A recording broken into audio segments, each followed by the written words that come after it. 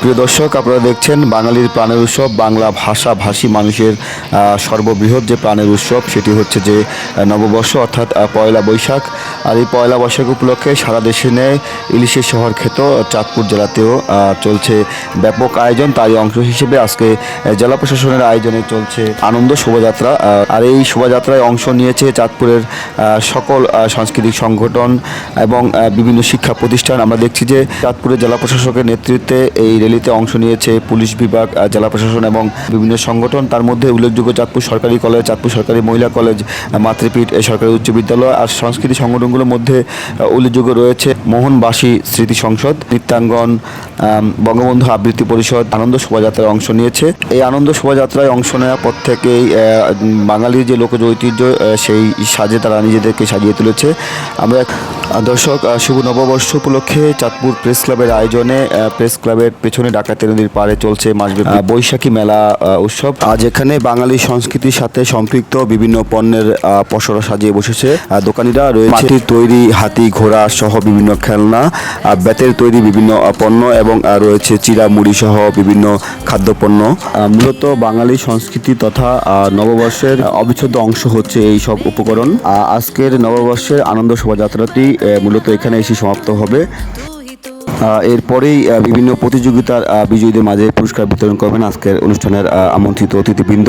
আপনারা যে যেখান থেকে দেখছেন ভিডিওটি শেয়ার করে দিবেন। চাঁদপুরের সকল ভালো কাজ আমরা ছড়িয়ে দেব বিশ্বব্যাপী, এটি আমাদের প্রত্যাশা।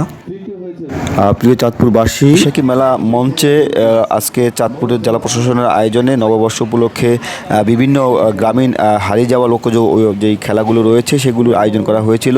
সেই প্রতিযোগিতার মধ্যে উল্লেখযোগ্য ছিল তৈলাক্ত কলা গাছে ওঠা, তারপরে মোরগ ধরা লড়াই এবং কলা গাছ ধরে থাকা, হাড়ি ভাঙা সহ বিভিন্ন প্রতিযোগিতা।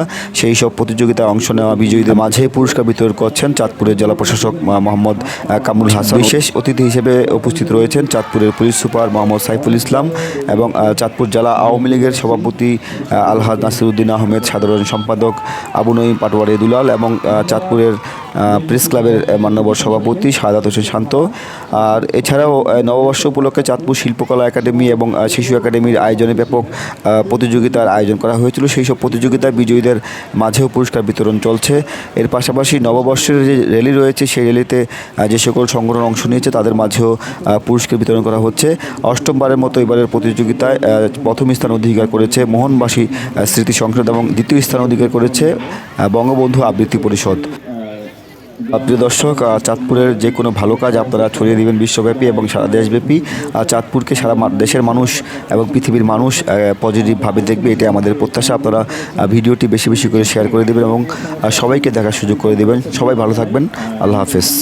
আয়োজন করে আমাদেরকে আজকের আনন্দ বহুগুণ বাড়িয়ে দিয়েছেন। সর্বোপরি সকলের এই প্রাণবন্ত উপস্থিতির মধ্যে আমাদের পহেলা বৈশাখ উদযাপনের প্রথম পর্বের অনুষ্ঠানটি দারুণভাবে আমরা উদযাপন